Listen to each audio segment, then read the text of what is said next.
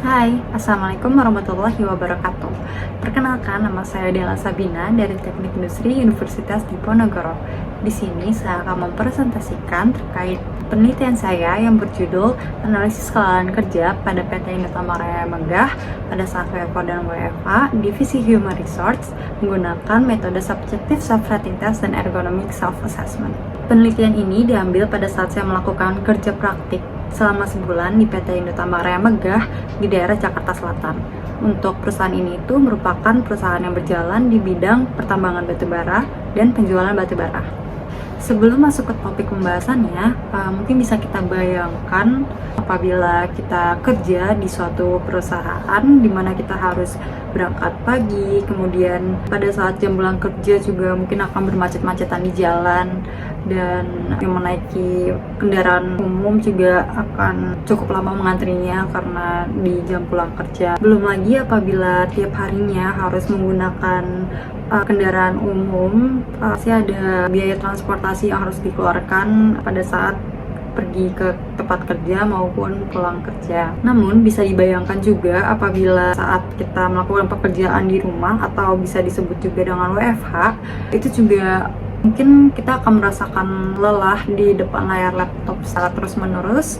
Kemudian juga untuk jam kerjanya itu menjadi tidak teratur.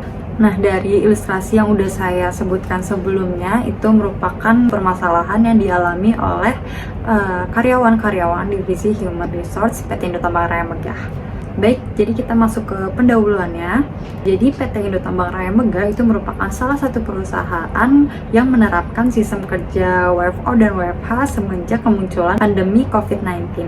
Karena kini kasus COVID-19 itu kian mereda, perusahaan yang awalnya menerapkan sistem kerja WFO dan WFH kemudian ingin mengembalikan metode kerja menjadi semula, yaitu adalah sistem kerja WFO. Dari sini menimbulkan pertentangan pada karyawan-karyawan divisi Human Resource, karena bagi beberapa pekerja itu ada yang merasa jauh lebih melelahkan atau tingkat kelelahan itu lebih tinggi pada saat WFO, ada yang merasa sebaliknya gitu. Nah, karena permasalahan ini, maka dari itu dibutuhkan analisis lebih lanjut terkait tingkat kelelahan kerja. Untuk tujuan penelitiannya, pertama mengukur tingkat kelelahan kerja pada saat WFO dan WFH pada divisi Human Resource. Yang kedua, memberikan rekomendasi terkait keputusan apakah dilakukan full WFO atau tetap diberlakukan hybrid. Dan yang ketiga, menganalisis faktor eksternal dan internal serta rekomendasi perbaikannya. Kemudian untuk pengumpulan dan pengolahan data, yang pertama ada karakteristik responden. Untuk data karakteristik responden ini nantinya akan dilakukan uji korelasi antar karakteristiknya, apakah ada keterkaitan dengan kelelahan kerja atau tidak. Untuk data yang ada di sini itu merupakan pengumpulan data pada saat WFO menggunakan Subjective Self-Rating Test. Metode ini terdapat 3 kategori di mana masing-masing kategori itu terdapat 10 pertanyaan. Nah, kalau yang sebelumnya itu pada saat WFO, yang ini adalah pada saat WFH menggunakan metode Subjective Self-Rating Test. Selanjutnya dilakukan uji validitas. Berdasarkan hasil yang sudah dilakukan, dapat dinyatakan bahwa datanya itu valid.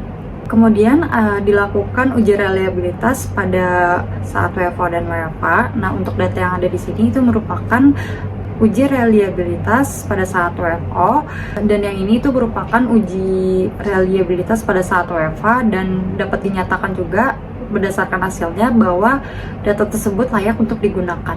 Dari sini bisa disimpulkan bahwa metode kerja WFO itu lebih banyak yang merasa tingkat kelelahan kerja lebih tinggi dibandingkan WFH, sehingga keputusan yang dapat diberikan kepada perusahaan adalah metode hybrid untuk menyeimbangkan pekerjaan.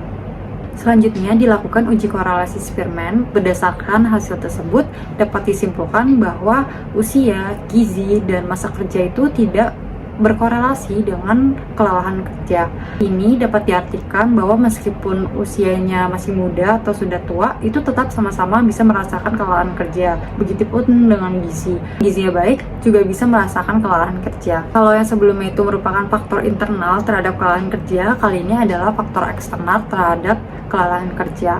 Untuk faktor eksternal itu menggunakan metode ergonomic self-assessment. Yang berikut merupakan contoh pertanyaan yang ada di ergonomic self-assessment, di mana ada kolom pertanyaannya dan rekomendasi perbaikannya. Kesimpulan dari penelitian ini yang pertama adalah bahwa semua pekerja, baik itu saat melakukan WFO dan WFH, itu sama-sama merasakan kelelahan kerja. Namun tingkat kelelahan pada sistem kerja WFO itu lebih tinggi dibandingkan dengan sistem kerja saat WFH.